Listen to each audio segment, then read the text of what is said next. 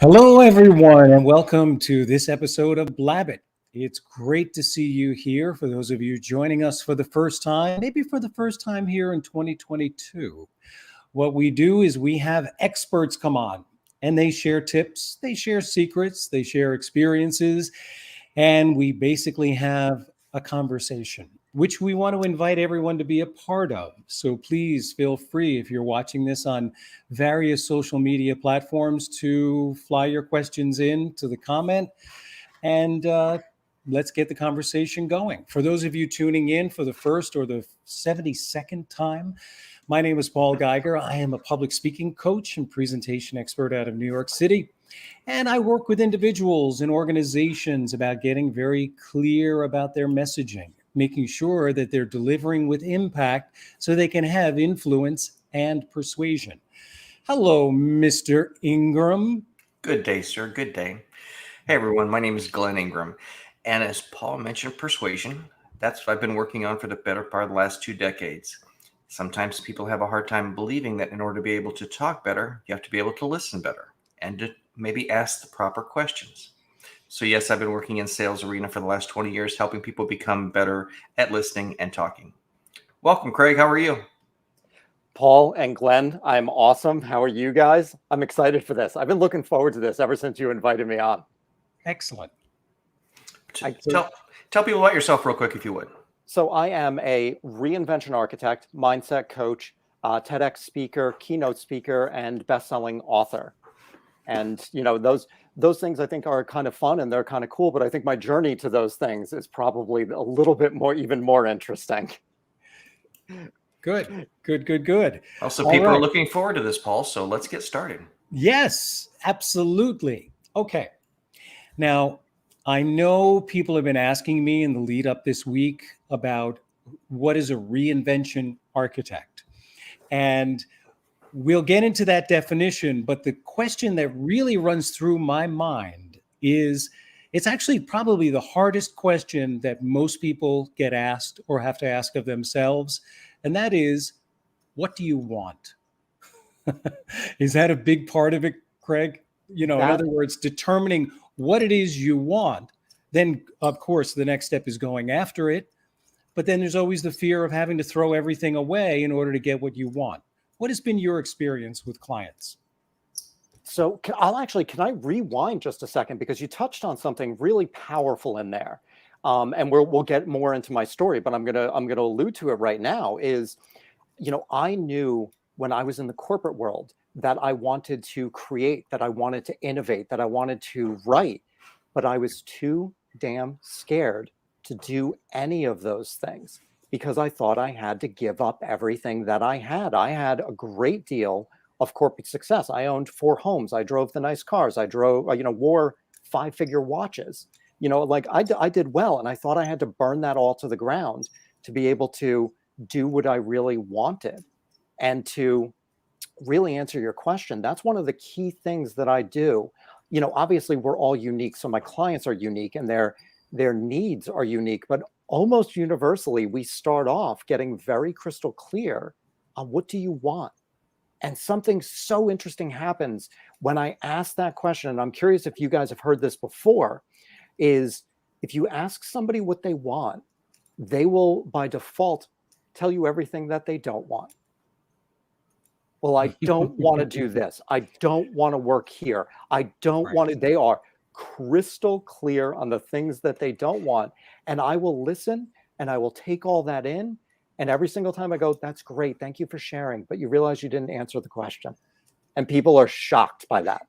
They're shocked by it. Is it a commitment thing? Are we afraid to pick the one thing because we're afraid that kind of focus is going to alienate us from so many other possibilities, opportunities? What do you think?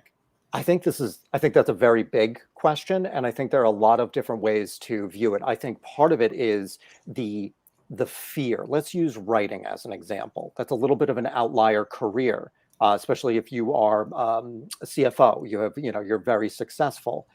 So you do fear that the tribe will kick you out if you decide to go this outlier route. But I also think it's a little bit of how our brains are wired, that when we very clearly delineate the things that we don't want, that is an indication of how our old lizard brains, our several 100,000-year-old lizard brains, they're only wired for our survival. That's all they care about. We hear a rustle in the brush, we think it's a tiger, we've got to run the opposite direction. So we are very in tune with the things that we don't want. The things that we do want, they don't do anything for our survival. Saying that I want to write doesn't help us survive. But the fear of writing, that triggers that survival thing. We're not going to die if we decide to write, but it can feel that way because we no longer have the threats that we had hundreds of thousands of years ago. So now we take smaller threats and we deem them as something that's going to harm us. And so that's why I think it's so easy to delineate what we don't want. Mm-hmm.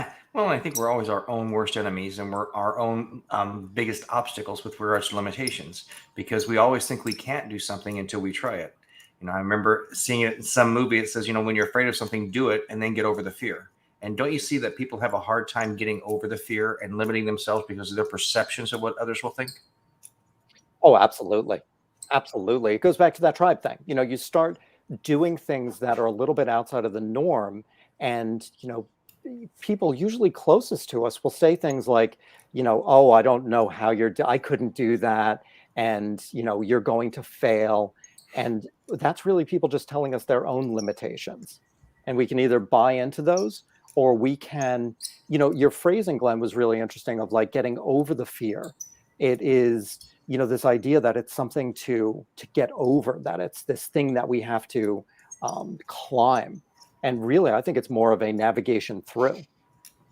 If we think that it's something really big that we have to get over, it's going to be that much harder to get over. And we just take the, very small steps to navigate our way through it. That's a really interesting point, because I make the same, or I bring the same awareness to my clients, which is you don't get over public speaking fear, you live through it. You habituate with it. In other words, it is there. To deny it is, like you said, to deny part of your nature, part of your survival. Because we go through the same sort of thing when we get up in front of people, when we're on display, when we're in the spotlight. It's the fight or flight reflex is going to be there. Otherwise, most of the time, and I know from my own experience, you don't rise to the occasion if you just ignore it. If you ignore it, you're boring. You're boring. And what you just said reminded me of something that Tim Ferriss said on his podcast. He was talking about when he delivered his TED Talk, and he was so unbelievably nervous. He had done, so much practice, but he was scared out of his wits. And he went to the green room, and there were all these heavy hitters. He didn't name names, but I mean, like people who speak to, 10,000 people at a time. And he goes, one of them was vomiting. The other one had his head in his hands going, oh my God, what am I about to do? He goes, and that didn't make me feel any better. But the lesson behind that was, he goes, made me realize exactly what you just said. You don't get over the fear of public speaking. You just move through it. Yes. So it's a good metaphor to use, moving through something. I always like that idea of the journey. And Glenn and I have talked about this all the time. It's not necessarily the destination. You've got to embrace and savor the journey, as bumpy as the road may get sometimes. I'm a firm believer in the who we become on the way to our goal. That's the true reward. That the process is the reward. If we happen to get to our final end goal, that's icing on the cake. But it's, all of the work that we had to do. Let's look at it like, the alphabet. We start at A and we want to get to Z. It's going from A to B to C to D, and all those incremental steps that we had to take, and all those fears that we had to move through, and all the doubt, and all those things that we had to learn. Those are ours, and those are ours for the remainder of our life. That actual goal is incredible, but it's also, in a sense, static. It's writing my book, for example, very proud of all of that. The book exists. It's not going to change. It's static and it's fixed. but everything I had to do to write that book, that will be mine for the remainder of my life. Mm-hmm.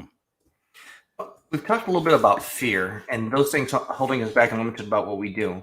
But, another thing that I run into, and I'm interested to see how often you run into this, is comfortability being the biggest obstacle to success. Because we're comfortable at where we're at. You could have been comfortable with those 4 homes and everything you're there and not aspire to find out what your true potential is. So how much do you see people not really testing themselves and challenging themselves to reach their potential? So much. So much. It's so frequent. And I think what we really do, we settle for breadcrumbs, even if those breadcrumbs are huge, of a 6-figure salary and multiple homes and, all these things. But that is really breadcrumbs when there's so much more that we want to accomplish in life, and, things that we want to do that give us meaning and give us a sense of purpose. But that comfortability, was it Nassim Taleb that said, 2 of the most dangerous things are sugar and a steady paycheck? Yes. And really all learning that we experience happens outside of our comfort zone. It really does. Because if we already knew how to do it, we wouldn't be learning it. And so even by the mistakes that we make, the missteps, the failures, the restarts, those are all a part of that learning experience, and they're not comfortable. They never have been and never will be. They won't. And do you find with the people that you work with, really getting that first step, building up a little momentum, get you going, but that first step is a doozy. Do you find that with the folks that you work with? Well, I would say, and I'm sure everybody we all experience this as coaches. Nobody ever really comes to me unless they seem like they're prepared to take the next step. In other words, nobody is volunteered to come in. In other words, you should do this. Well, no, I take that back. Occasionally that does happen, and it never ends very, very well. But when somebody does reach out, they are really making the most important first step, which is the exploration of what else could there be? What else could possibly, I've tried so many other things. I'm actually willing to reach out to another individual who has a slightly different awareness, who will ultimately, ideally, hold me accountable. So that is a big step. That is a big individual step on their journey. I love that you just said that, because I think that really does speak volumes. And I think for anybody who is looking to, begin that journey, the fact, I would say, you've already taken the first step if you have a sense of inquiry. If you realize that you're not exactly where you want to be, and you kind of say to yourself, is this all there is? And I'd like to explore something else. And even if it is just a cursory Google search, that's the first step. What you do with it after that is, that depends on the individual. And that's, it's just all those steps that we take. But even just that first sense of inquiry is so important. Mm-hmm. Well, and don't you find it's kind of interesting when you look at what people want, like you said before, and how they live their lives? I see your bike behind you there, and I start thinking about car racing on TV and stuff like this. Not a lot of it, very rarely is it a drag race. For some people, they do go around the track multiple times. But for some of us, it's riding Le Mans. That, you have lots of twists and turns, but we don't take the time to enjoy and watch the scenery because we're moving so fast. I think that's a trap that's so easy to fall into, just that autopilot trap. Mm-hmm. I'm going to do the same thing that I do, time in and time out. And then, all of a sudden the years go by and you wonder, where the heck did time go and why has nothing changed? Mm-hmm. And it's really, when somebody's on that oval, when they're on that NASCAR track, mm-hmm. how do we take a left-hand turn? How do we take a right-hand turn? And this speaks a little bit to what you guys were talking about earlier, and what we were talking about, just that fear of being different. Everybody else, let's say, is going on the track, and you decide you're going to take a left-hand turn. It feels very daunting because everybody else is still mm-hmm. going in their circle, and now you're the one who decides that you're you're not going to follow all the other lemmings off the cliff. You're going to be the one that stays back and does something different. Mm-hmm. And Real we quick, have a Paul, question. Kevin Chow just wanted to tell Jeff good afternoon. Oh, okay. So we have our audience talking to each other via the chat. You and I can go get a cup of coffee. We'll just let them chat. Yeah. Okay. See you guys. let them take over. Okay. So what's interesting is, again, we are all advisors. We're all coaches in our respective fields. And I know when people come to me, they want to be better at communicating. They want to be better at public speaking. They want to be better at presenting. When they go to Glenn, they want to be better at sales. They want to be better at marketing. They want to be better at SEO. They want to I want you to make me better. My question to you, Craig, is it's a much bigger enchilada. In other words, they come to you and they say, I want you to make my life better. So my question to you, and that's an assumption on my part, but it actually ties into my question, which is, when you are getting information, when you are actively listening, which Glenn and I really subscribe to quite vehemently, do you ever respond back with, if I'm hearing you correctly? In other words, do you make them aware? Do you use that a lot? In other words, echoing back their words? Oh, I'm intrigued. I'm really intrigued. Oh, absolutely. And I apologize that I'm moving. I just realized that my battery is about to die. All right, we're good to go. Sorry about that. Sorry, That's everybody okay. who's live. That's all right. I think that's one of the most important parts with coaching. And this makes me think of what Glenn said very early on about listening. And I think that's something so important with coaching, is that reflection back is, not changing what the person said, but reframing back to them what I'm hearing. And I think that's so important to be able to do that, because one of our biggest human desires is to be seen and to be heard. And I think a really great coach will listen with great intent and be able to reflect back what they hear, not just parroting the words, but really catching that meaning and that emotion behind it, and just acknowledging that and having a great deal of respect for that. Mm-hmm. Well, I think that validation is huge. And I think one thing that comes along with that validation, and I'd like to hear both your guys' opinions and experience with this, is inevitably people are going to come to one of us and say, I need help with A, I need help with B. But with asking these questions, having these conversations and listening, you may want to do A or B, but if you don't have D, G, and H set up, you can learn A and B all you want. It's never going to be successful. Oh, I think that's absolutely huge. One of the key things for me, and I'll tie this to what you just asked, is when I was rebuilding and reinventing my life after prison, I realized that I kept on using this word foundation. I said, if I'm going to rebuild, how the heck can I rebuild something if I don't have a strong foundation? And I realized, I went using that sense of inquiry that we were talking about before, using that inquiry, why did I make the choices that I made? Why did I do the things? What was missing? And that created my foundation, which is self-trust, self-worth, knowing I'm enough, loving myself, and accepting myself. And that's a lot of the work that I do with my clients, that if those things aren't in place, and self-trust is, it's a really big one that comes up with my clients a lot. Mm-hmm. But, Glenn, to your point, if you want to do A or B, if you don't have that self-trust, if you don't have that foundation, it's going to be very challenging. Let's say you do accomplish A, you do achieve A. I feel that without that solid foundation, without those other components that you were talking about, you're going to get back onto that NASCAR track. You're going to get back into the same pattern. It's very similar to me, the lottery winners who go broke and go back to the way that, they go broke so quickly. And Paul, I'd love to know what your experience with this is. Well, it's really interesting.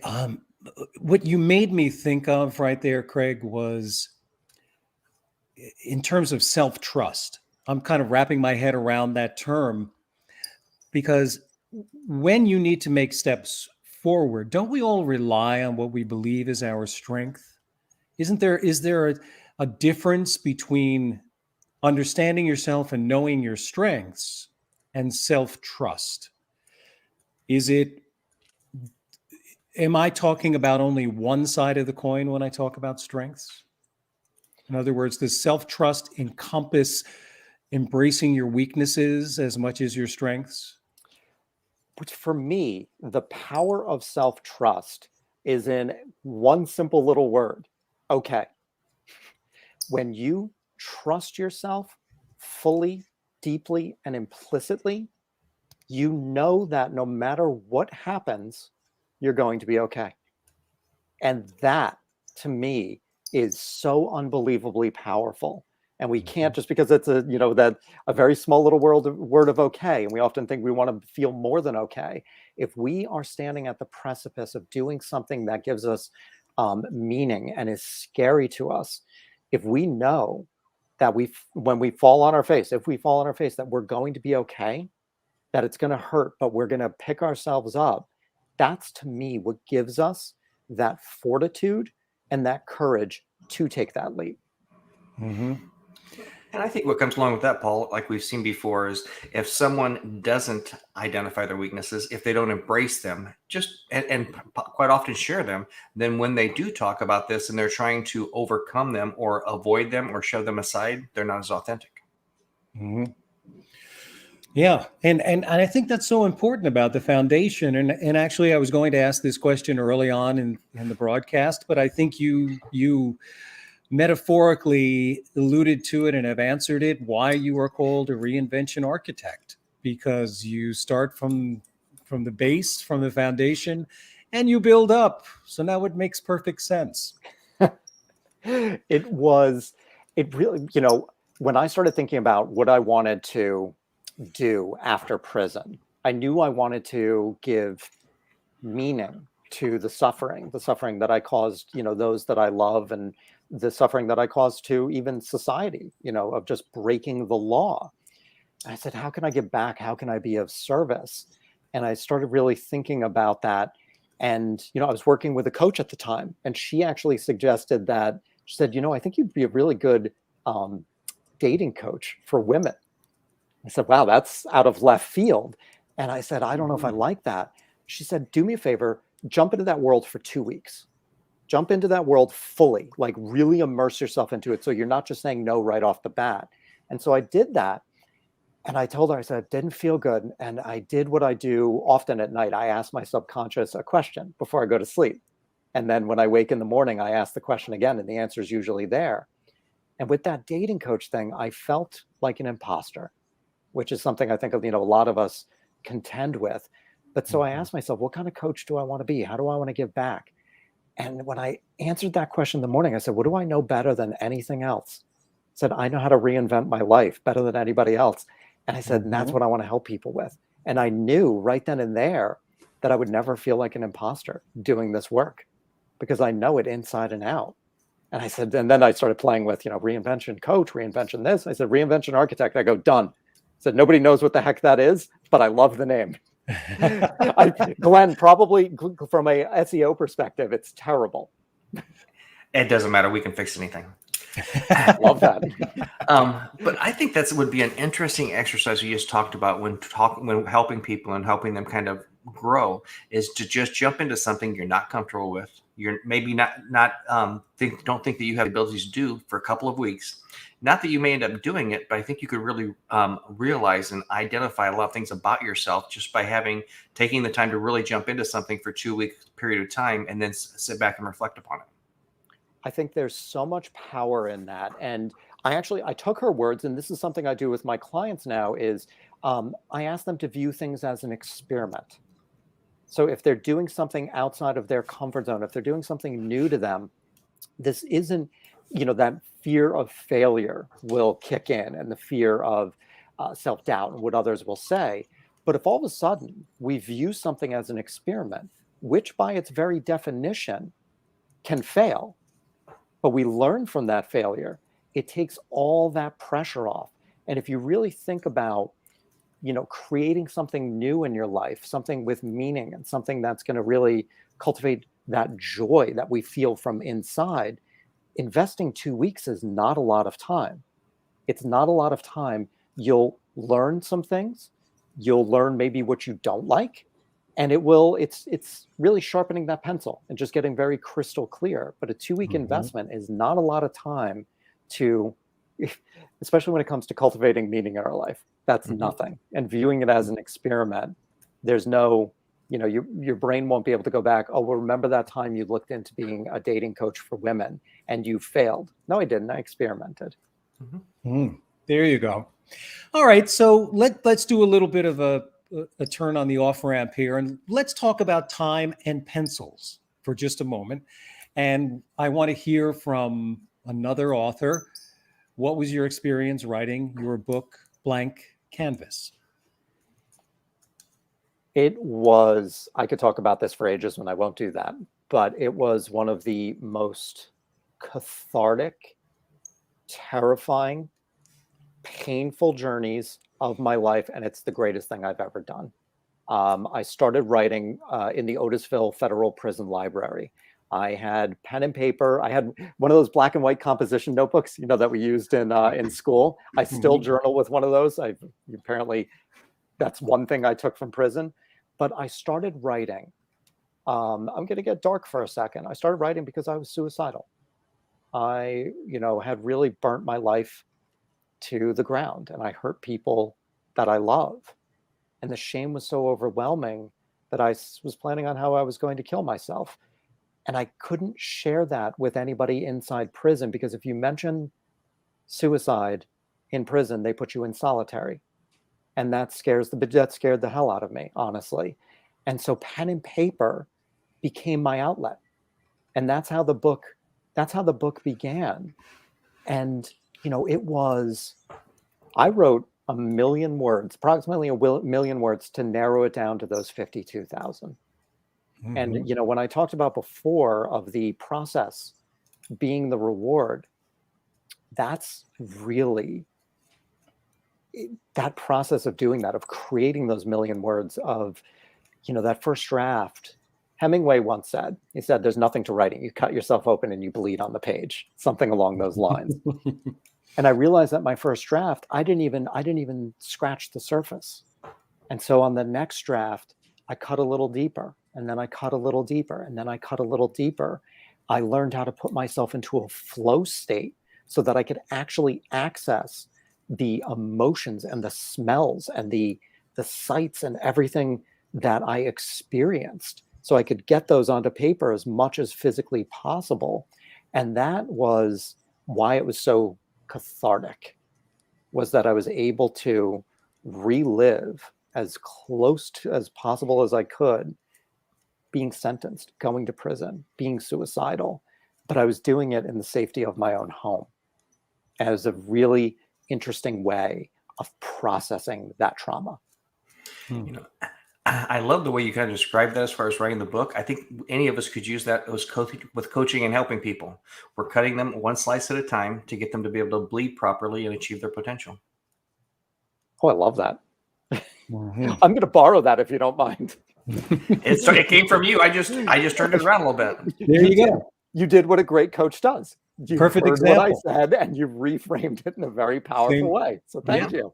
Same sort of thing. I mean, I do it as a public speaking coach. I listen, and then I say, well, what I heard you say is this. And then I say it back to them, and they go, oh, wow. Yeah, that sounds really great. I go, but they're your words. And you talk about taking that first step, Craig. That's a huge step. When they become empowered and realize that the thoughts or the words or the intention came from them. And that's when the obstacles, the blocks begin to recede. At least it's a step in that direction. One of my favorite questions to ask, I'll ask somebody something and they will say, I don't know. And I will say to them, okay, that's fair. if you think you knew what the answer was, what do you think you would say? And they always have an answer.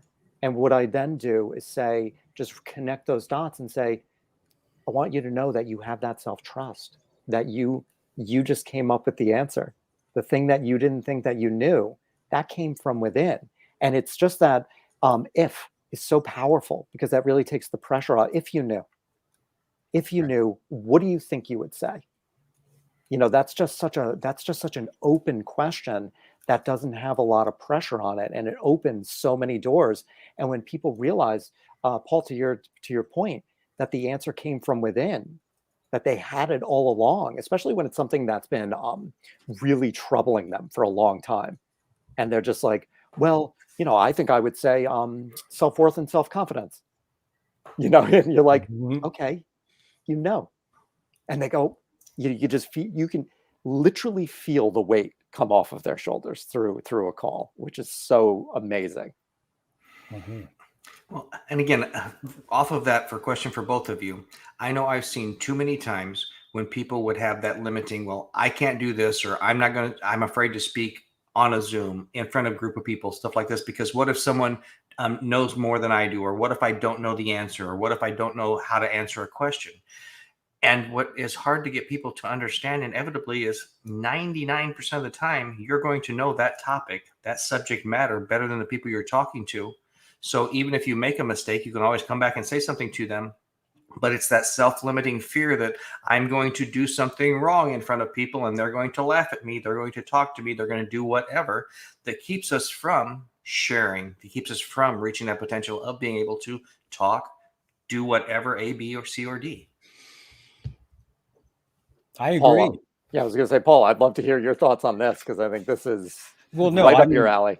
Limiting beliefs. I try to make everyone understand that in reality, we are all very empathetic listeners. We really are. I mean, there are some exceptions, but the attitude that we have toward the people who really just want to hear what it is that we have to say, or want to hear what our thoughts are, it's not nearly, like Glenn was saying, it's not nearly as bad as we imagine that it would be. And it just all ties back to what you were saying earlier, Craig, about the lizard brain, the survival. I do think so public speaking was my number one fear. When I started rebuilding in prison, I realized that I made a lot of fear-based choices. So my intuition told me that I have to write down all my fears and I have to execute them one by one. Public speaking was boom, right up. I mean, that was number one, clear as day. And it took, 5 years for me to get on the TED stage.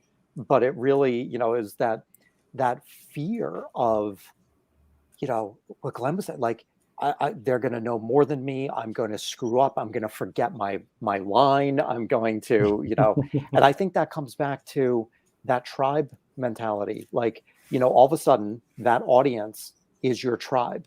You're a part of that tribe. And if you screw up, you get kicked out of the tribe. And what happens, back to that old lizard brain, when you would get kicked out of the tribe hundreds of thousands of years ago, nobody would be there to care for your children. You wouldn't have food. You would die. And that's terrifying. But to your point, that an empathetic audience, Simon Sinek was given a great talk, and he said how he was in the middle of this speech and he forgot his line. He went blank. And he just sat for a moment. He looked at the audience and said, I'm really sorry, but I completely blanked and I forgot what I was talking about. Because you couldn't believe how quickly people rallied to help me. You were talking about this, and this. His point being, the audience wants a speaker on stage to succeed. We're rooting for that person. Yeah. And one of my favorite definition of executive presence, people who we deem to be very confident speakers in numerous settings. My favorite definition is an individual who knows where they're going and is willing to take people with them. And I think that idea of willing to take you with me is exactly what you just talked about with Simon Sinek. They were following right along. And he was willing to take them with him, and therefore they were willing to pick him up if he stumbled, because he knew where he was going. He had a momentary lapse, but yeah, we want you to keep driving the bus, Simon. Please keep driving the bus. Paul, can I ask you a question? Sure. Just in regards to speaking. So when I first started at Toastmasters, my view of public speaking was that I'm speaking to the audience. And I quickly realized it's a conversation with the audience. Yes. And that took so much pressure of that fear that I felt. Is that common? Do you see that a lot, that people think that they're kind of like, speaking to somebody as opposed to really an exchange of energy, really? Well, it really comes back to, so many people have confided in me that they are not looking forward to a particular presentation, whatever it might be, but they can't wait to get to the Q&A, which is literally a defined conversation. You ask me a question, I give you the answer. So one of the biggest obstacles in public speaking is the sudden or deliberate awareness that you're the only one paddling the boat. In other words, nobody is asking you a question and you are responding, which is very conversational. We love that.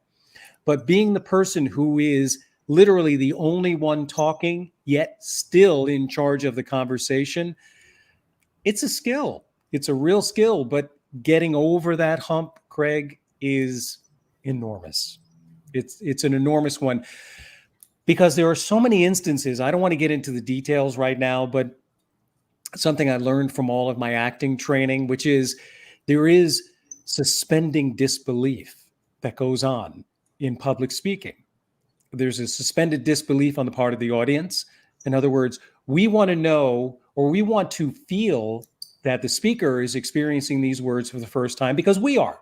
So we're willing to suspend disbelief and not believe that this person has prepared this. In other words, he's speaking these words for the first time, which actually happens in Blabbit because we have no idea where we're going. So, I always say people love the sound of fresh cooking. And that's what we do here. And that's really the ideal zone, the flow zone you want to be in, where you're literally experiencing the words, and therefore it becomes a conversation, because you don't want to watch a recitation. You want to be a part of a conversation. Yeah, I think that's so important. And that's why this format works so great. Having just the three of us kind of, just going where the road takes us. Yes. Well, and I think whether it's Craig talking to, a CEO, an executive about doing a presentation to the team, or someone doing a public speaking thing, you don't want to be a presenter. You want to have a conversation and be a storyteller. That's what's going to embrace people, and that's what's going to get a good reaction. I think storytelling is one of the most powerful forces in the universe. Mm-hmm. I believe that. And for anybody who may question that, pull a dollar bill out of your wallet. That's a story that we all believe. Mm-hmm. It's a piece of cloth. It's a piece of linen that we all believe in. That's the power of storytelling, Yes. And I think that is, and to me, that's also, it's how we learn. I think, if somebody were to present and just, go bullet point facts, they may be, very digestible and very easy, and they're up on a PowerPoint. But if they're not told in an engaging storytelling way, they're going to, they'll come in and they'll go out. As opposed to a story, you're kind of like, boy, that person said, they told me about when they were a kid and their dog, and this was the point of the story, and it sticks. And that's one of the really big hurdles most people have to get over, because like Glenn was saying, when you get up in front of everyone, you have accepted the fact that you know a little bit more than the people there. Otherwise, why would they be listening to you? So there is a little bit of that reality. There is a little bit of what I call the expert syndrome. So when you're getting up in front of people and you are saying that you're the expert, what that does is it kicks in the I've got to be right awareness. I've got to be right about this. But what you're saying about storytelling is vitally important. What's more important than being right or the facts is the experience, is the perspective. And it's hard when you feel like you have to prove you're the expert and all the eyes are on you, judging you, that you can actually be vulnerable enough to share your perspective. Because without perspective, there is no story. And for anyone that thinks, oh, aha, oh, I didn't know that, or how did you figure this out? From doing it wrong. Yes. What a great point. I mean, we don't, learn from we can learn some from our successes, but, it's really those failures. And, that's a whole different conversation I think we could have of the definition of failure and what a success really means. But it's part of the process. Mm-hmm. Let's just go back for a second to the idea of resetting. Now, you mentioned, Craig, that and these are your words, you burned your life down through choices that you made. But for someone who wants to hit the reset button, who wants to make this transition, they don't have to burn their whole life down, do they? That is not a prerequisite for doing this. So how do you maneuver? I can see there being a fear of actually restarting because it sounds like it is such a profound adjustment. How do you integrate that into your life without, quote unquote, burning your life down? Very slowly. Very slow. You turn up the temperature on the water very slowly because we want to keep that fear and we want to keep that self-doubt and we want to keep that overwhelm at bay. And it's a little bit of that experimentation. It's jumping into a world for a couple of weeks and seeing if it's something that you like. But even before that, it's what we started with. What do you want? What do you want? And let's use a hypothetical. Somebody is a C-level executive. They're making a lot of money, but they're lacking that fulfillment and that meaning and that sense of purpose. Yes. And so they've got really significant golden handcuffs because they've got the perks, they've got the money, they've got all these things, they've got the mortgage to maintain. So the idea of deciding to be a painter is not the easiest thing to do. What I would suggest at that point is, what do you love about painting? Why do you want to do this? What is the next smallest step that you can take, even if it involves buying a canvas and a set of brushes? Just do that and almost even let them sit for a little bit and really think about what it is that you want to paint. What do you want to create? And connecting with that and carving a small time out of your calendar to do that, to have fun with it, to bring that joy into your life, keeping your job, doing your job, and changing the frame of your job as opposed to your job using you. You're using your job as part of your reinvention. It is kind of, it's taking the long way, and really doing it intelligently because, let's say we wanted to completely hit reset and we quit our job. Now we've got this added pressure of having to keep a roof over our head, dependent on our passion. And we haven't even really jumped into our passion and done a lot with it. So we really want to go slowly, intentionally, and consistently.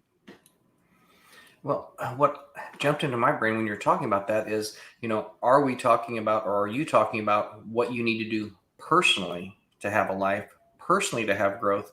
Because if we're just focusing on the professional side, we're never going to reach our potential because we haven't met the personal growth as well. Absolutely. I mean, if we do, it's we've got to fill all the cups. And I think we want to almost set the goals for ourselves, personal goals. Am I reaching my full potential professionally? Am I reaching my full potential personally in my relationships, in my marriage, as a father, as a mother?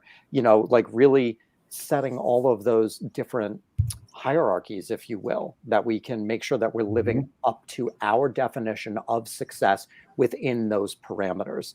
And if we're only filling the professional cup, I know firsthand, and I deal with this with my clients, you can make several hundreds of thousands of dollars, millions of dollars, but if you're not doing work that has meaning, you're basically pouring water into a broken glass. You're never going to fill yourself from the inside. And that comes from that personal development and doing the things that that do give you that meaning, that do give you that joy. It really comes down to very intentional living, understanding what it is you want to get out of these things. As you know, Paul, it drives people crazy when they hear this, but I think I may have worked 5 Friday afternoons in the last 20 years. At noon, leave me alone because I'm not going to talk to you. That's my time. Mm-hmm. And when can I ask? Because I'm thinking this might lead to something that is really important with the work I do with, like, for myself and for my clients. What prompted you to do that 20 years ago? What was the impetus that said, nope, not doing it? I think it was a couple of things. It was one thing, realizing that I was in a sales capacity at that point. Nobody really wants to talk to a salesman on a Friday afternoon. I put in extra time in the evening. Maybe I was doing stuff on the weekends. So why not take that time to eventually be time that is for my wife, my dog, my children, whatever. This is my time for me to recharge my batteries to get ready for that next week coming up. So what I hear from that is you had values. Mm-hmm. You had things that you valued and you made time for it. And I think that is something so critically important if you want to hit the reset button, is establishing what your core values are and then taking aligned action towards that. And you realized that you wanted to have that time to recharge so you could be better at your job, but you also wanted to hang out with, family and friends and the dog. Well, I think it's back to that 2-week time frame. Sorry, Paul, real quick here. I've said for years I can do 2 weeks standing on my head if I know what's going to come in 2 weeks. So I think planning that monthly weekend away, that monthly day vacation or whatever. Then when I'm working and things are kind of difficult, I can look at the calendar and say, okay, I can get through today because I know in a week from Saturday I'm going to go do X. And I think it just helps us mentally a lot.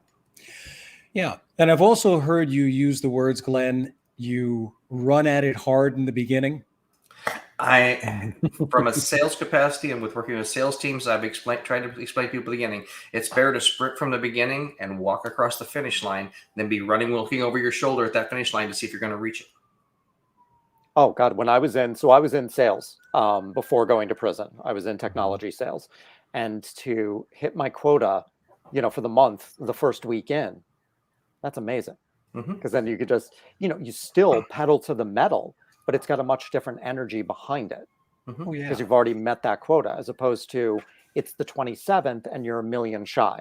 That's not a fun place to be, but it's that sprint and then, have that different casual energy for the remainder of the month.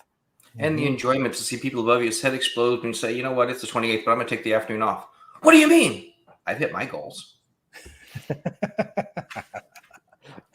But you could work harder. No, working smarter. Thank you very much. Just to circle back for a second to the book, I don't recall the exact date or month that it came out. Could you just refresh my memory, Craig? It was May 25th of last year. Ah, okay. And your book, Blank Canvas, is a #1 bestseller. Is that correct? It did hit #1 on a couple of different categories in Amazon, which was, that's surreal. That's just surreal to see that, to see, 6 years of work be received that way. And I saw some of the comparisons. A few of them were very flattering, and especially to other writers and books that have a special place for you. Is that correct? Oh, absolutely. There was actually one of the ones, since you looked at this, you might like Skip the Line by James Altucher. James Altucher is a huge, huge influence in my life. He's a great guy. He actually wrote the blurb for my book. But to see, since, and because I did buy some copies, since you bought this, you might also like this. I was like, I do like that. And thank you for that compliment. That was really so cool to see that. That really was, in a sense, to say like I'm in the same room. It's a very empowering thing to realize that is, it's like, we're all in the same room. And I really enjoyed that. It was just an empowering part of my own journey. Well, and I think that validation personally is always great for us. I know it's been interesting. I've talked to a couple of attorneys that I've known for 20 years in the last month, and both of them have made the comments, I was just telling my son something about working with you and they should know this. And kind of, you sit back for a moment and think, gosh, I never thought that I made that type of an impact, that you would share my experience or my way of doing something with one of your children. And a lot of times those things happen and we never know about it. So anytime you get that validation, I think is great. It really is. And I'll tell you, regarding the book, something that I didn't anticipate and that I'm so humbled and grateful for is the emails that come through. Your book helped save my life. How does one reconcile that? If I was to, and I don't by any means, but wish for things to be different than they were, what does that mean for that individual? And that somebody takes the time to read the book, but then send an email. Somebody who lost their spouse, it helped them through that. Those are things that there's no price for that. Those are priceless. And when those emails come through, it makes those 6 years of heartache and terror of writing this book and going to the places that I went so worth it. What was it? A journey of 6 years from the impetus of the idea to publish? It was 6 years. It was about 6.5. 6 years of writing, and then about 6 months of getting it into production and getting it published. But it was 6 months to write it, and it was just about 1 million words carved down to those 52,000. Yeah. I know writing. When I wrote a book, it took me 3 years, and the organization of it was difficult. Different kind of a book. Better business speech. It's all about communicating and working in meetings and networking events and sales calls and overcoming fear and reducing bad speaking habits, really based on the work that I've done. But I always tell everyone, writing a book is not for the faint of heart. Not at all. You've got to be so committed to doing it. I realize people work in different ways. And I thought for sure, being a decent writer, that I would be able to bang this out in not much time. But it very quickly became apparent to me that I'd have to work every single day, holidays and weekends included, for a minimum of 3 hours every day. Minimum. And I always tell everyone, never in that process did I write more than 1.5 pages. And that's it. And it's a very humbling experience to go through. I've started work on my second one. I'm a few months in, about 80,000 words. And I literally was doing yoga the other morning, and this idea came for me for the book, and I felt good and it felt right. And I threw those 80,000 words out, and I'm starting all over again, because I was like, this is the book that I'm meant to write.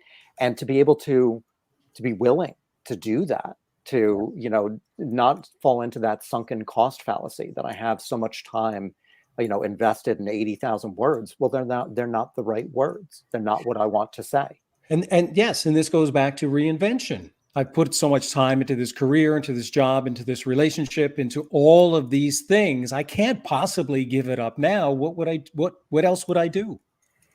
It's that vacuum. It's that fear of that vacuum. If I give it up, I don't know who I am without it. And that's why we take things really slowly and get really crystal clear clarity on what is going to bring you joy, what is going to bring you meaning, and then taking that aligned, intentional action towards it every day. To your point with the book, doing to the best of our ability whatever lights us up inside, carving out time for that every single day is so critical, because we build our self-trust, we build our self-worth, we let ourselves know that we're enough, we show ourselves that we love ourselves, and we learn to accept ourselves. And that's all from just doing that aligned work.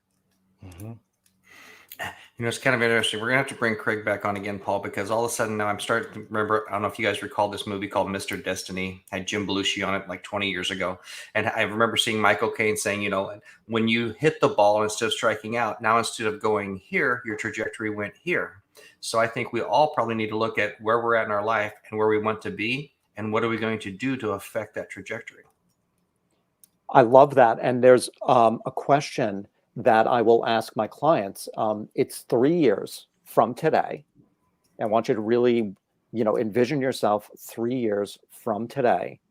What do you want to be grateful for that you accomplished? And are you on the trajectory to make that a reality? No, I'm not. Right. Okay, let's look at it. Yes, I am. Awesome. How can we enhance it? Nice. All right, Good. guys. Our time has blown by, as it does quite often. Craig, if anybody would want to reach out to you, what's the best way to do so? My website is craigstanland.com. I'm on LinkedIn and I'm on Instagram. Both of those two platforms I'm on every single day, posting content that I hope adds value. Craig_Stanland on Instagram. Cool. Well, Craig, you have been a wonderful guest and just part of an ongoing theme of reinvention and restart here at the beginning of the year of 2022. So thank you, sir, so much for being a part of the show. Glenn, good to see you again. You as well. Thank you very much, Craig. Everyone else, we'll see you back at the same bat time, same bat channels next week. Take care. Guys, thank you for the opportunity. Thanks.